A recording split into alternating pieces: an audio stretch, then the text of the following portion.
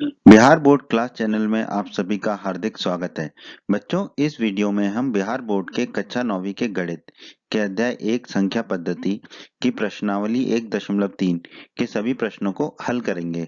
तो आप वीडियो को पूरा देखिएगा अंत तक, जिससे इस एक वीडियो में आपको प्रश्नावली 1.3 के सारे कंसेप्ट पता चल जाएंगे और आपके सारे डाउट भी क्लियर हो जाएंगे। बच्चों, बिहार बोर्ड ने अब एनसीईआरटी का सिलेबस लागू कर दिया है। बच्चों, अगर आप हमारे बिहार बोर्ड क्लास चैनल पर नए हैं और आपने अभी तक हमारा बिहार बोर्ड क्लास चैनल को सब्सक्राइब नहीं किया है, तो आप जल्दी से सब्सक्राइब बटन को दबाकर हमारे बिहार बोर्ड क्लास चैनल को सब्सक्राइब कर लीजिए और बेल आइकन को भी दबा दीजिए। इससे आपको क्या फ़ायदा होगा कि जब भी हमारे चैनल पे कोई भी नया वीडियो आएगा तो उसका नोटिफिकेशन सबसे पहले आपको मिलेगा। और जब भी आप यूट्यूब पर कोई वीडियो सर्च करेंगे तो हमारा बिहार बोर्ड के वीडियोस आपको सर्च में ऊपर नज़र आने लगेंगे। बच्चों, इस अध्याय के बाकी अन्य सभी वीडियोस को देखने के लिए आप कभी भी आई बटन पर क्लिक कर सकते हैं। आई बटन पर क्लिक करने से आपको इस अध्याय के सभी वीडियोस के लिंक मिल जाएंगे। प्रश्न एक में बच्चों हमसे कहा गया है, निम्नलिखित भिन्नों को दशमलव के रूप में लिखिए। हमें इस प्रश्न एक में 6 भाग दिए गए हैं, 6 भिन्न दिए गए हैं। हमें 6 भिन्नों को दशमलव के रूप में लिखना है। भिन्न क्या होता है? अंश बटे हर को भिन्न कहते हैं। तो इसको दशमलव के रूप में लिखना है, इसका मतलब क्या है? अंश में हर का भाग देना है और दशमलव के रूप में उसे लिखना है। और फिर कहा गया है प्रश्न में, बताइए कि प्रत्येक का दशमलव प्रसार किस प्रकार का है। तो बच्चों, दशमलव प्रसार 3 प्रकार का होता है। ये हम अध्याय 1 के परिचय के वीडियो में पढ़ चुके हैं। यदि आपने हमारे अध्याय 1 के परिचय का वीडियो नहीं देखा है तो उसे अवश्य देख लें। कौन कौन से 3 प्रकार हैं दशमलव प्रसार के? एक है शांत, दूसरा है अनुसानी आवर्ती, तीसरा है अनुसानी अनावर्ती। तो चलते हैं प्रश्न के पहले भाग की तरफ, जहां हमें भिन्न दी गई है 36/100। तो हमें सबसे पहले क्या करना है, इसको दशमलव के रूप में लिखना है। तो अब 36 में 100 का भाग दे लेंगे। तो क्या 36 में 100 का भाग जाएगा? नहीं जाएगा। तो हमें क्या करना होगा? 36 के आगे एक शून्य लगाना होगा। अगर 36 के आगे एक शून्य लगाएंगे तो ऊपर हमें शून्य दशमलव लिखना होगा। अब 360 हो गया। 360 में 100 का भाग जाएगा? जाएगा। कितनी बार? 3 बार। 100 गुणा 3 300 हो गया। ऊपर दशमलव के बाद हमने 3 लिख दिया। अब 360 में से 300 को घटा देंगे तो मिलेगा 60। अब 60 में जो है 100 का भाग जाएगा? नहीं जाएगा। तो एक शून्य लगाना पड़ेगा। एक शून्य लगा सकते हैं यहाँ पर, क्योंकि दशमलव हम पहले ही लगा चुके हैं। जब दशमलव लगा चुके होते हैं तो एक शून्य हम लगा सकते हैं हमेशा। अब 600 में 100 का भाग जाएगा? जाएगा। कितनी बार जाएगा? 6 बार। 100 गुणा 6 600 होगा। तो ऊपर 6 हो जाएगा, नीचे जो है 600 आ जाएगा। अब 600 में से 600 को घटा देंगे तो हमें कितना मिलेगा? शून्य। अब जो है हमें शेषफल जो है शून्य मिला। अब आगे भाग देने की आवश्यकता नहीं है। जब भी हमें शेषफल शून्य मिलेगा तो आगे भाग देने की आवश्यकता नहीं है। और इस प्रकार का जो दशमलव प्रसार है वो क्या होगा? हमारा शांत दशमलव होगा। ये भी हम यहाँ से समझ सकते हैं। अब हम इस प्रश्न का उत्तर दे देते हैं। तो दशमलव के रूप में लिखिए। तो दशमलव के रूप में हमारा उत्तर आ गया 0.36। तो 0.36 हमारा उत्तर हो गया। अब देखो 6 के बाद कुछ नहीं आ रहा है ना, और शेषफल भी हमारा शून्य हो गया है। तो इसका दशमलव प्रसार क्या है? शांत है। तो प्रश्न के दूसरे भाग का उत्तर है कि दशमलव प्रसार शांत है। और भाग देने पर हमारा दशमलव प्रसार क्या आया? 0.36। तो ये हमारा पहला उत्तर है 0.36। और शांत है दशमलव प्रसार, ये हमारा दूसरा उत्तर है। अब हम चलते हैं प्रश्न के भाग 2 की तरफ। प्रश्न 1 भाग 2, निम्नलिखित भिन्नों को दशमलव रूप में लिखिए और बताइए प्रत्येक दशमलव प्रसार किस प्रकार का होगा। तो भाग 1 की तरह ही इसे हम हल करेंगे। भाग 2 में हमें पूछा है 1/11। तो हम यहाँ लिख लेंगे 11 और 1। 1 में 11 का भाग देंगे? जाएगा? नहीं जाएगा। तो हमें एक शून्य लिखना पड़ेगा। शून्य लेंगे तो ऊपर हमारा दशमलव आ जाएगा। क्या 10 में 11 का भाग जाएगा? नहीं जाएगा। तो हमें एक और शून्य लेना पड़ेगा। एक और शून्य लेंगे तो ऊपर भी एक शून्य आ जाएगा। क्या 100 में 11 का भाग जाएगा? जाएगा। 11 गुणा 9 99। तो ऊपर 9 आ जाएगा हमारा। 100 में से 99 गए तो बचा हमारा 1। क्या 1 में 11 का भाग जाएगा? नहीं जाएगा। एक शून्य लगा लेंगे क्योंकि हम दशमलव पहले ही लगा चुके हैं। क्या 10 में 11 का भाग जाएगा? नहीं जाएगा। एक और शून्य लगाना पड़ेगा तो ऊपर भी एक शून्य आ जाएगा। क्या 100 में 11 का भाग जाएगा? जाएगा। 11 गुणा 9 99। 100 में से 99 जाएंगे तो बचेगा 1। तो ये एक जो ऊपर था वही एक हमें मिल गया है। तो अगर हम दोबारा से इसको 11 से भाग देने की कोशिश करेंगे तो हमें फिर से वही 0.909 मिलते रहेंगे। तो हमारे इस प्रश्न का उत्तर होगा 0.090909 दशमलव दशमलव दशमलव दशमलव। तो इसका मतलब है कि ये कभी इसका अंत ही नहीं हो रहा है, ये दशमलव के अनंत तक जा रहा है। पर इसमें हम देख रहे हैं 0.909 की पुनरावृत्ति हो रही है, तो इसे हम लिख सकते हैं 0.09 का बार। यह हमारे इस प्रश्न के का उत्तर है भाग 1 का। अब हम देखते हैं कि दशमलव का प्रसार किस प्रकार का है। क्या ये दशमलव का प्रसार कभी खत्म हो रहा है? नहीं हो रहा है, तो अनुवसानी। क्या ये दशमलव के प्रसार की आवृत्ति हो रही है बार बार? हाँ, हो रही है, 0.9 की हो रही है, तो ये कहलाएगा आवर्ती। तो इस प्रश्न के दूसरे भाग का हमारा उत्तर होगा अनुवसानी आवर्ती। प्रश्न 1 भाग 3।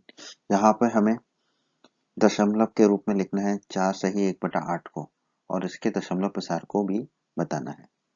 तो पहले 4 सही 1/8 को हम हल कर लेते हैं। 4 सही 1/8 हमारा क्या होगा? 4 गुना 8 32 धन 1/8, यानी कि 33/8। तो हमें हल करना है 33/8 को।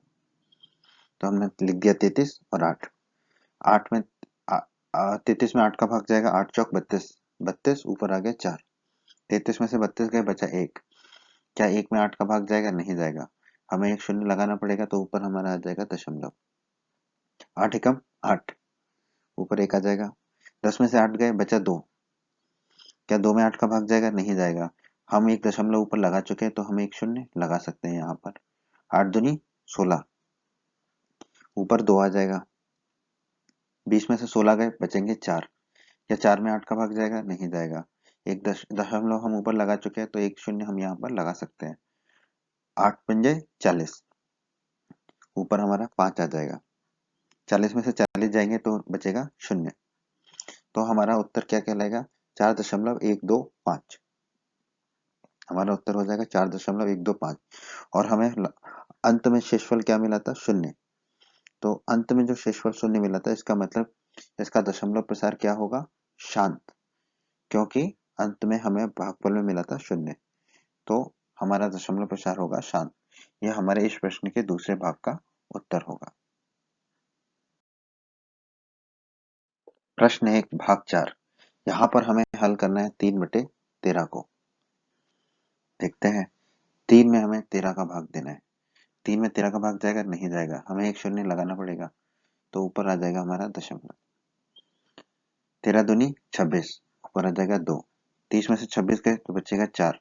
ऊपर हम दशमलव लगा चुके, तो एक शून्य यहाँ पे हम लगा देंगे। 13 तिया 39, ऊपर आ जाएगा हमारा 3। 40 में से 39 गए, बचेगा 1। हम दशमलव लगा चुके हैं, तो एक शून्य लगा देंगे। क्या 10 में 13 का भाग जाएगा? नहीं जाएगा, तो हमें एक शून्य और लगाना पड़ेगा, तो ऊपर अब एक शून्य और आ जाएगा। 13 सत्ते 91, ऊपर 7 आ जाएगा। 100 में से 91 गए, बचेगा हमारा 9। दशमलव लगा चुके, तो एक शून्य हम लगा सकते हैं। 13 छिंग 78, ऊपर हमारा 6 आ जाएगा। 90 में से 78 गए, बचेगा हमारा 12। दशमलव लगा चुके, तो एक शून्य और हम लगा सकते हैं। 13 नब्बे 117, तो ऊपर आ जाएगा 9। 120 में से 117 जाएंगे, तो बचेगा हमारा 3। यही 3 से हमने दोस्तों शुरुआत की थी। तो अब हम देखेंगे कि अब हम जो भी भाग देंगे, वो संख्या हमारी उसकी आवृत्ति होगी, वो संख्या हमारी रिपीट होगी। तो 13 में 3 का भाग जाएगा? नहीं जाएगा, तो एक शून्य हम लगा लेंगे। 13 दूनी 26, तो ऊपर आ गया 2। 30 में से 26 गए, तो बचेगा हमारा 4। तो आगे हम देखेंगे कि ऊपर की तरह ही हमारी पुनरावृत्ति होने लगेगी। तो हमें मिलने लगेगा इसके बाद 3 0 7 6 9। तो हमारा जो उत्तर होगा वो क्या होगा? हमारा 0.230769 का बार, क्योंकि 230769 के बाद इस संख्या की पुनरावृत्ति बार बार होती है, और दशमलव के ये अनंत तक जाता है। ये हमारा शांत दशमलव नहीं है। तो इस प्रश्न के दूसरे भाग का उत्तर होगा अनावसनी, और इसकी आवृत्ति हो रही है बार बार 230769 की, तो ये होगा अनावसानी आवृत्ति, नॉन टर्मिनेटिंग रिकरिंग। तो ये हमारे इस प्रश्न के दूसरे भाग का उत्तर होगा।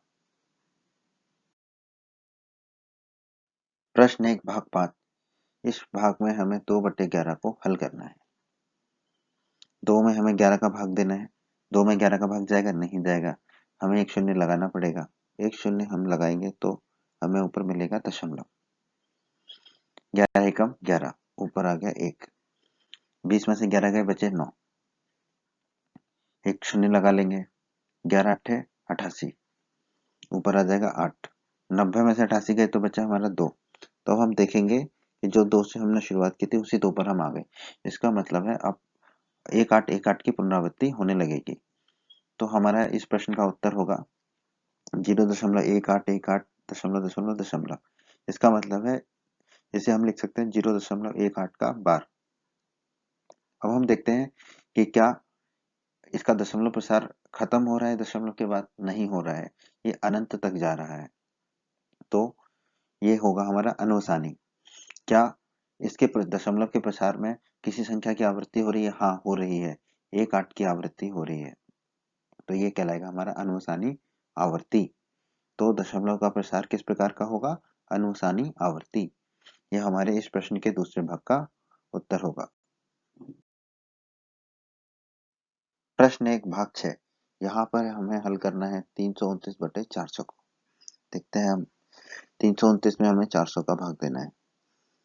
क्या 329 में 400 का भाग जाएगा? नहीं जाएगा। हमें एक शून्य लगाना पड़ेगा तो ऊपर हमारा 1 दशमलव आ जाएगा।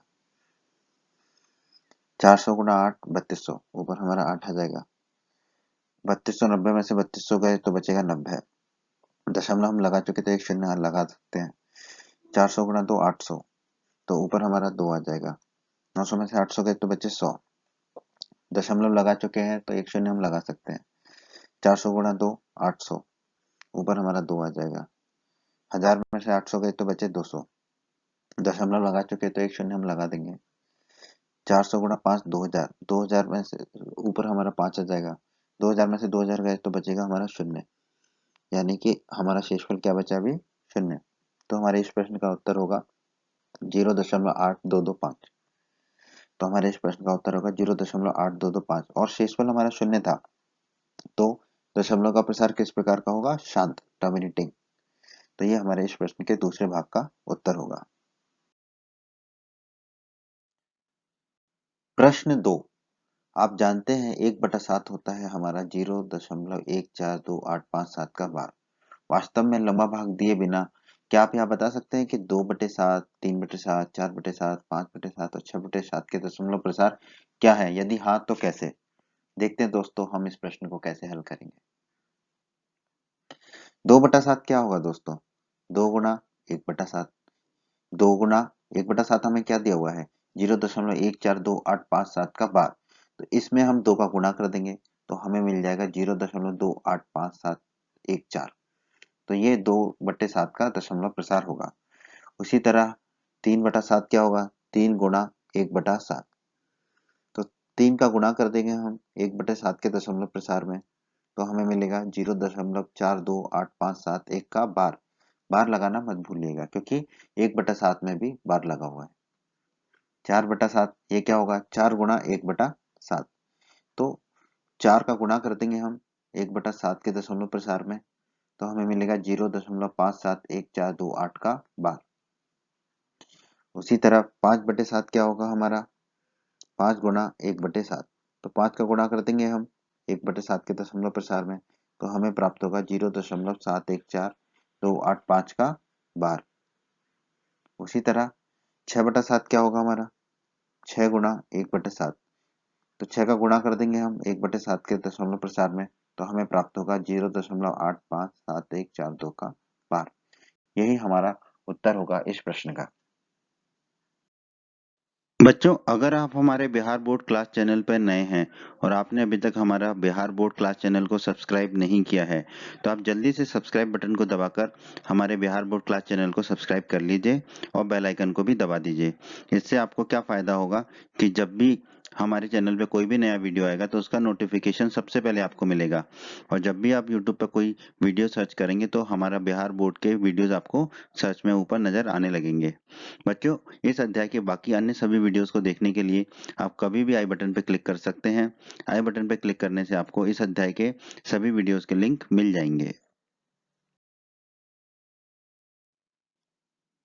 प्रश्न 3। निम्नलिखित को p बटा q के रूप में लिखिए जहां पर p और q पूर्णांक होंगे, q का मान 0 नहीं होगा। भाग 1 में हमें पूछा 0.6 के बार को हमें p बटा q के रूप में लिखना है। तो देखते हैं इस तरह के प्रश्नों को हम कैसे हल करेंगे।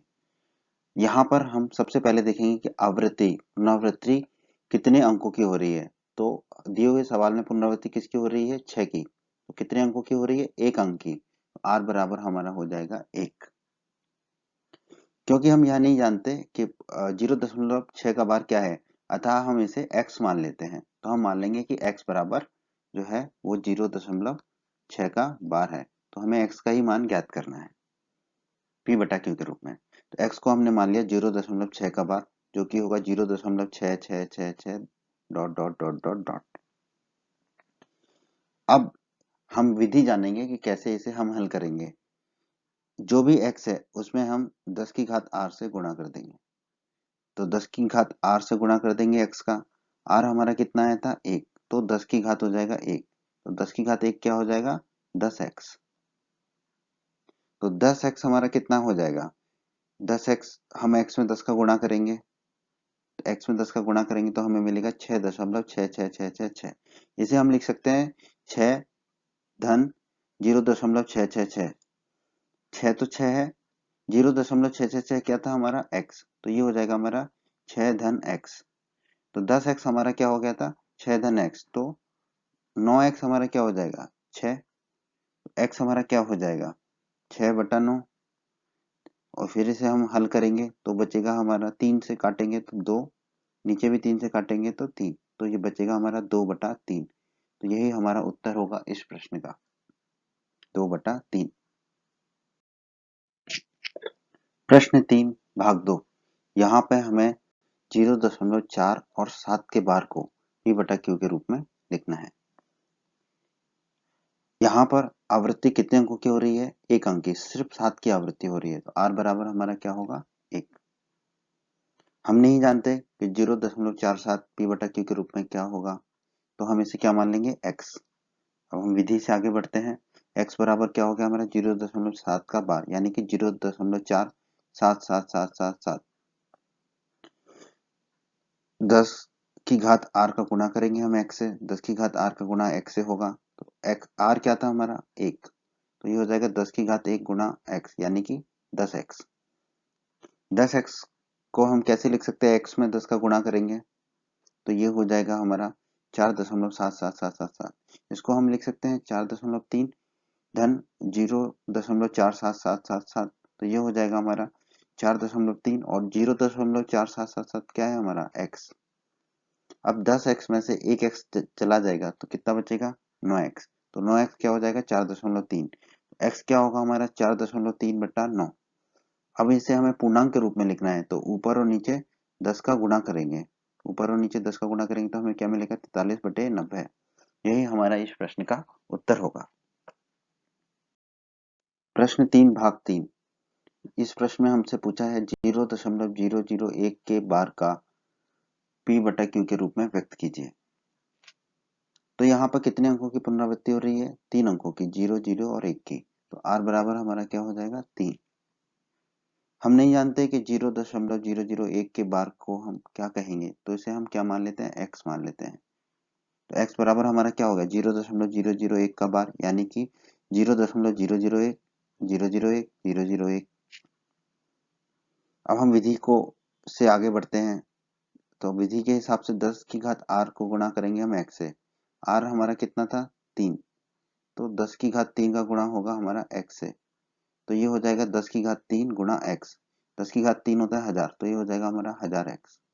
तो 1000x हमारा क्या होगा, हम x में 1000 का गुणा करेंगे। x हमने निकाला था 0.001 जब हम इसमें 1000 का गुणा करेंगे तो हमें मिलेगा 1.001 इसे हम लिख सकते हैं 1 धन 0.001 1 और 0.001 क्या है हमारा, x। देखा था हमने, ये हमारा क्या है, x। अब 1000x में से एक x जाएगा तो कितना बचेगा, 999x। 999x किसके बराबर हो जाएगा, 1 के। x बराबर हमारा क्या आ जाएगा, 1/999। यही हमारा इस प्रश्न का उत्तर होगा। प्रश्न 4, 0.999 को P बटा Q के रूप में लिखिए। क्या आप अपने उत्तर से आश्चर्यचकित हैं? देखते हैं। अपने अध्यापक और कक्षा के सहयोगियों के साथ उत्तर की सार्थकता पर चर्चा कीजिए। बिल्कुल चर्चा करेंगे हम। चाय पर चर्चा होती है, हम यहाँ उत्तर की सार्थकता पर चर्चा करेंगे। 0.99999 को हम क्या लिख सकते हैं?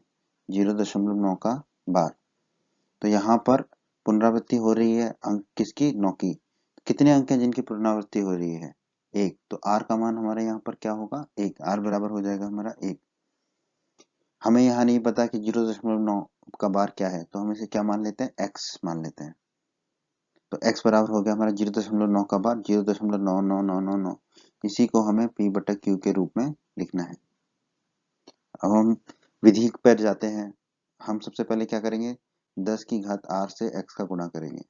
10 की घात r से x का गुणा करेंगे। r हमारा कितना आया था? 1। तो r का मान हम रख देंगे 1, तो ये हो जाएगा 10 की घात 1 गुणा x यानी कि 10x। x हमारा है 0.9999। 10x हमारा क्या हो जाएगा? 9.9999। इसको हम क्या लिख सकते हैं? 9 धन 0.9999। 9 और 0.999 हमारा क्या है? हमने ऊपर देखा था, ये है हमारा x, तो इसको हमने लिख दिया x।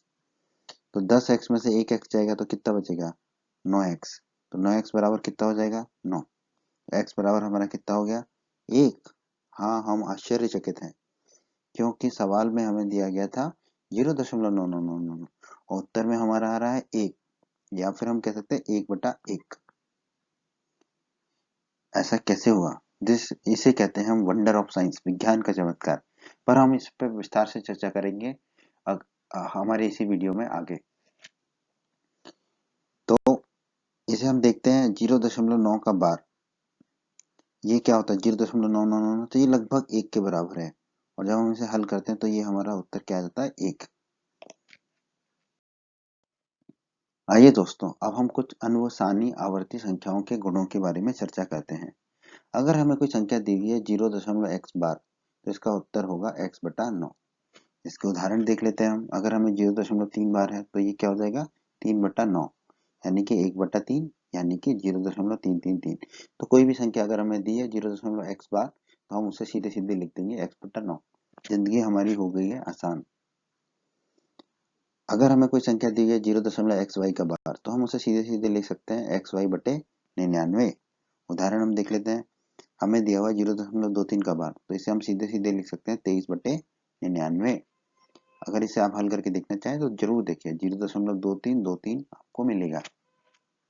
अगर कोई संख्या हमें दी हुई है 0.xyz का बार, तो इसको हम क्या लिख सकते हैं? सीधे सीधे xyz/999, xyz/999। इसका भी उदाहरण देख लेते हैं। 0.478 का बार क्या होगा? 478/999। इसको भी आप हल करके देखना चाहें तो आपका स्वागत है, आप हल कीजिए। आपको मिलेगा 0.478478। अगर कोई संख्या हमें दी हुई है a.xyz का बार, तो इसका उत्तर होगा a धन xyz/999। इसका भी हम उदाहरण देख लेते हैं। 7.478 का बार क्या होगा? 7 धन 478/999। तो ये होगा 7471/999। इसको आप हल करेंगे तो आपको मिलेगा 7.478478। तो इस तरह हम कुछ प्रश्नों को बहुत ही आसानी से हल कर सकते हैं। तो इस विधि को आप याद रखिए, ये आपको जिंदगी में आके बहुत काम आने वाली है। प्रश्न 5, 1/17 के दशमलव प्रसार में अंकों की पुनरावृत्ति खंड में अंकों की अधिकतम संख्या क्या हो सकती है? अपने उत्तर की जांच करने के लिए विभाजन क्रिया कीजिए। तो हम 1 में 17 का भाग देके देखते हैं। 1 में हमें 17 का भाग देना, क्या 1 में 17 का भाग जा पाएगा? नहीं जाएगा। हम एक शून्य लगाएंगे, एक शून्य लगाएंगे तो ऊपर हमारा दशमलव आ जाएगा। क्या 10 में 17 का भाग जाएगा? नहीं जाएगा। एक और शून्य लगाएंगे तो ऊपर भी एक शून्य हमारी आ जाएगी। 100 में 17 का भाग जाएगा? जाएगा। 17 पंजे 85। 100 में से 85 गए तो हमारा बचेगा 15। 17 पंजे 85 क्या था? ऊपर 5 आ गया। 100 में से 85 गए, बचा 15। एक जीरो लगा लेंगे, दशमलव हम पहले ही लगा चुके हैं। 17 गुणा 8 136, ऊपर हो जाएगा हमारा 8। 150 में से 136 का बचेगा 14। जीरो लगा लेंगे, एक शून्य लगा लेंगे। 17 गुणा 8 136, 8 ऊपर आ जाएगा। 140 में से 136 जाएगा, बचेगा 4, एक शून्य लगा लेंगे। 17 दूनी 34, ऊपर 2 आ जाएगा हमारा। 40 में से 34 गए, बचेंगे 6, एक शून्य लगा लेंगे। 17 तिया 51, ऊपर हमारा 3 आ जाएगा। 60 में से 51 गए, 9 बचेगा, एक शून्य लगा लेंगे। 17 पंजे 85, 90 में से 85 गए, बचेंगे 5, एक शून्य लगा लेंगे। 17 दूनी 34, ऊपर 2 आ जाएगा। 50 में से 34 गए, बचेंगे 16, एक शून्य लगा लेंगे। 17 9 153, ऊपर 9 आ जाएगा। 160 में से 153 गए, बचेगा 7, एक शून्य लगा लेंगे। 17 चौक 68, ऊपर 4 आ जाएगा। 70 में से 68 गए, बचेंगे 2, एक शून्य लगा लेंगे। 17 एकम 17, ऊपर 1 आ जाएगा। 20 में से 17 गए, बचेगा 3, एक शून्य लगा लेंगे। 17 एकम 17, 30 में से 17 गए, बचेगा 13, एक शून्य लगा लेंगे। 17 गुणा 7 119, ऊपर 7 आ जाएगा। 130 में से 119 गए, बचेगा हमारा 11, एक शून्य लगा लेंगे। 17 गुणा 6 102, ऊपर 6 आ जाएगा। 110 में से 102 जाएंगे, बचेगा हमारा 8, एक शून्य लगा लेंगे। 17 चौक 68, ऊपर 4 आ जाएगा।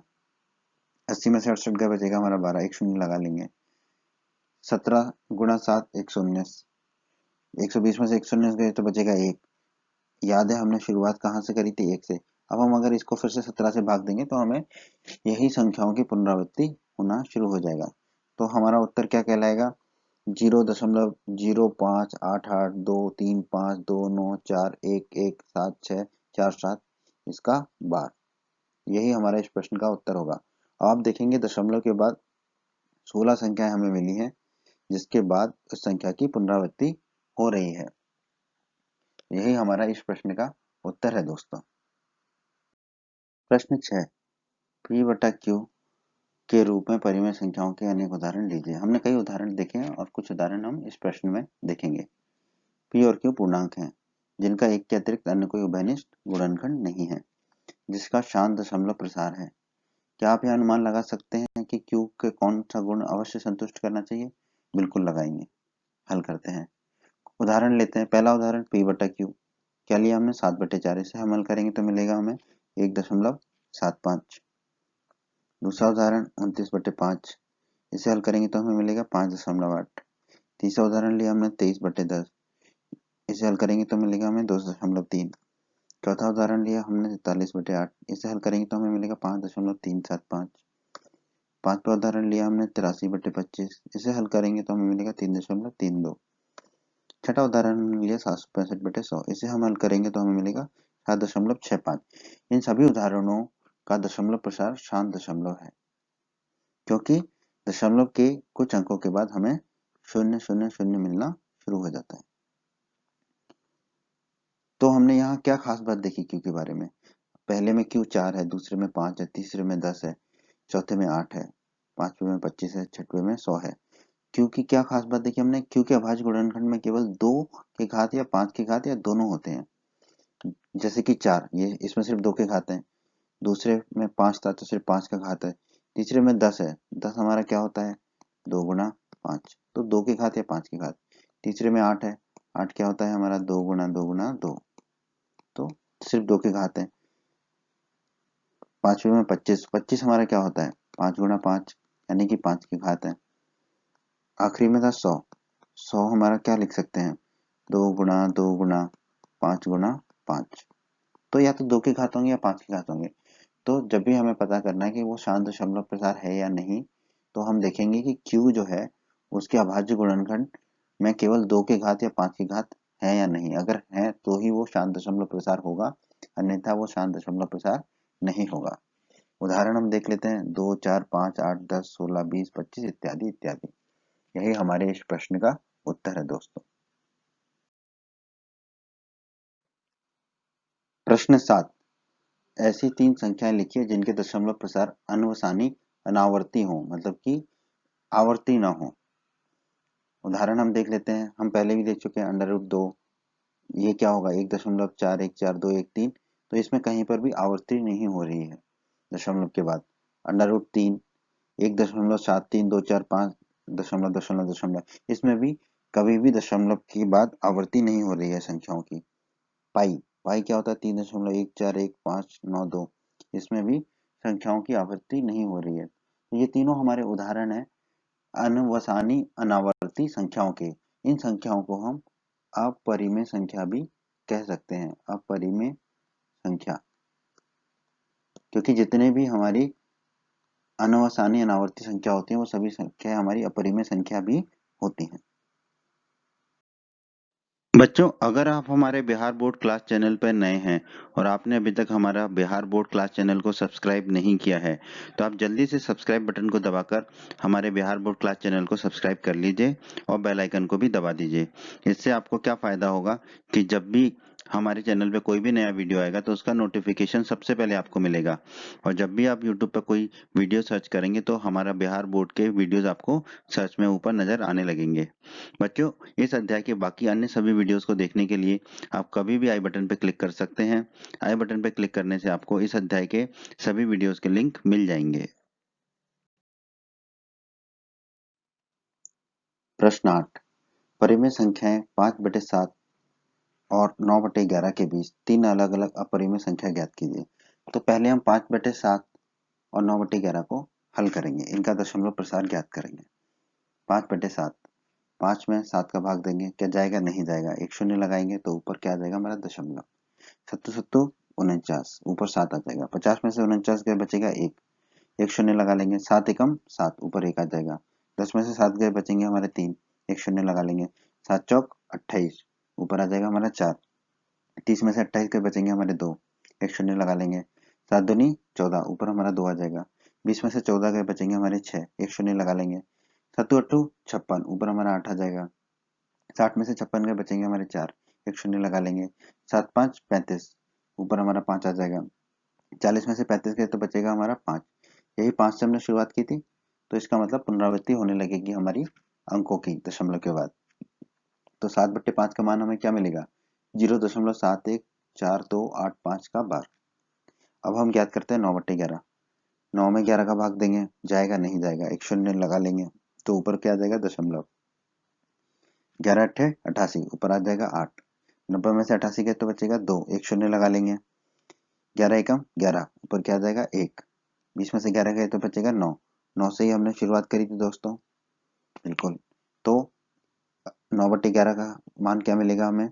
0.81818181। तो 5/7 हमें मिला 0.714285। उसी तरह 9/11 मिला 0.81 का बार। तो अब इन दोनों संख्याओं के बीच में हमें तीन अपरिमेय संख्या लिखनी है। तो हम निकाल लेंगे 0.72, 71 क्यूब से बड़ा क्या है? 0.72, और 81 से छोटा क्या है? 0.80। तो इन दोनों संख्याओं के बीच में तीन अपरिमेय संख्या हम लिख लेंगे।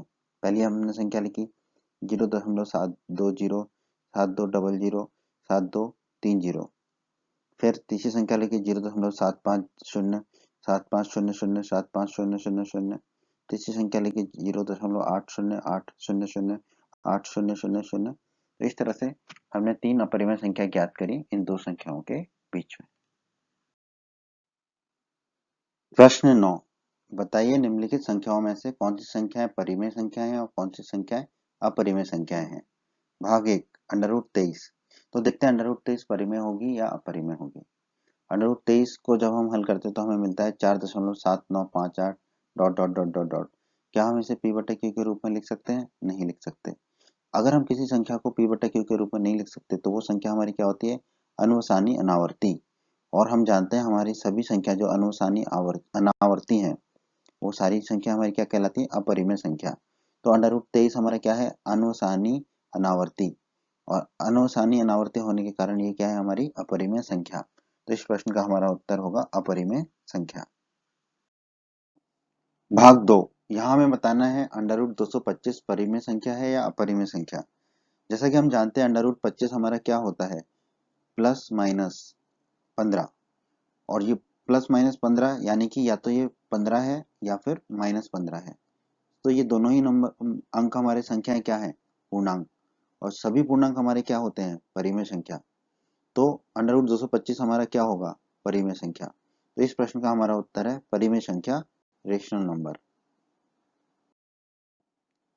प्रश्न 9 भाग 3। यहाँ हमें बताना है 0.3796 ये परिमेय है या अपरिमेय है। जैसा कि इस प्रश्न को देखने से भी हमें पता चलता है कि यहाँ पर दशमलव प्रसार जो है वो शांत है, क्योंकि आखिर में क्या लग रहा है 0000। तो ये देखने से ही पता चल रहा है हमारा ये हमारी परिमेय संख्या होगी। फिर भी इसे हम हल करते हैं। 0.3796 को हम क्या लिख सकते हैं, दशमलव के बाद हमने 4 अंकों को हटाया तो 10,000 से हम इसे भाग देंगे। इसे हम हल करेंगे तो हमें मिलेगा 949/2500। ये क्या है, p बटा q, और p ऊपर 949 क्या है हमारा पूर्णांक, q नीचे 2500 हमारा क्या है, ये भी पूर्णांक है। तो ये क्या है हमारा शांत टर्मिनेटिंग दशमलव प्रसार। और जितने भी शांत दशमलव प्रसार होते हैं वो हमारे क्या कहलाते हैं, परिमेय संख्या, रेशनल नंबर। तो हमारे इस प्रश्न का उत्तर होगा परिमेय संख्या। प्रश्न 9 भाग 4। 7.478478 ... ये हमें बताना है ये परिमेय संख्या होगी या अपरिमेय संख्या होगी। वैसे तो संख्या को देखने से ही पता चलता है कि 478 की पुनरावृत्ति हो रही है, तो ये हमारा क्या कहलाएगा, अनुसानी आवर्ती संख्या।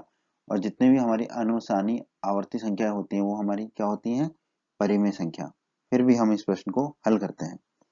7.478 ... को हम क्या लिख सकते हैं, वैसे तो वो सभी संख्या हमारी क्या कहलाती हैं, परिमेय संख्या। फिर भी इसे हल करते हैं। हम इसे क्या लिख सकते हैं, 7-478/999। जैसे कि मैंने बताया था a.x.y.z के बार को हम क्या लिख सकते हैं, a.x.y.z/999। वही हमने इस प्रश्न में किया है। 7.478 के बार को हमने क्या लिख दिया, 7-478/999। मतलब कि इसको जब हम हल करेंगे तो हमें मिलेगा 7471/999। तो ये क्या है, p बटा q, यह है p बटा q। और ये 7.478 का बार था, तो इसे हम क्या कह सकते हैं, अनवसानी आवर्ती। और जितनी भी अनवसानी आवर्ती संख्या होती है वो क्या होती है, हमारी परिमेय संख्या। तो इस प्रश्न का हमारा उत्तर होगा परिमेय संख्या। परिमेय संख्या हमारे इस प्रश्न का उत्तर होगा। प्रश्न 9 भाग 5।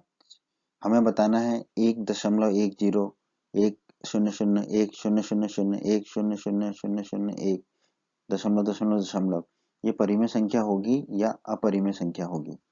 इसे हम हल करते हैं। क्या हम 1.101010001000100001 दशमलव को p बटा q के रूप में लिख सकते हैं, नहीं लिख सकते। अगर हम इस किसी भी संख्या को p बटा q के रूप में नहीं लिख सकते तो वो संख्या हमारी क्या कहलाती है, अनुसानी अनावर्ती। और सभी अनुसानी अनावर्ती संख्या हमारी क्या कहलाती है, अपरिमेय संख्या। तो हमारे इस प्रश्न का उत्तर क्या होगा, अपरिमेय संख्या। उम्मीद करते हैं बच्चों आपको हमारा ये वीडियो पसंद आया होगा। बच्चों अगर आप बिहार बोर्ड क्लास चैनल पर नए हैं और आपने अभी तक हमारे चैनल को सब्सक्राइब नहीं किया है तो सब्सक्राइब बटन को दबाकर जल्दी से चैनल को सब्सक्राइब कर लीजिए और बेल आइकन को भी दबा दीजिए। इससे आपको क्या फ़ायदा होगा, जब भी हमारे चैनल पर कोई भी नया वीडियो आएगा तो उसका नोटिफिकेशन सबसे पहले आपको मिलेगा। और जब भी आप यूट्यूब पर वीडियोज़ को सर्च करेंगे तो हमारे चैनल के वीडियोज़ आपको ऊपर नज़र आने लगेंगे। आप हमारे वीडियोस को अपने साथी छात्रों के साथ, दोस्तों के साथ व्हाट्सएप और फेसबुक पर अवश्य शेयर कीजिए, जिससे आपके दोस्तों को भी लाभ हो सके। आपको वीडियो पसंद आया है तो वीडियो को लाइक अवश्य करें और इस अध्याय के अन्य सभी वीडियोस को देखने के लिए आई बटन पर क्लिक करें। आई बटन पर क्लिक करने से आपको इस अध्याय के सभी वीडियोस के लिंक प्राप्त हो जाएंगे। धन्यवाद बच्चों।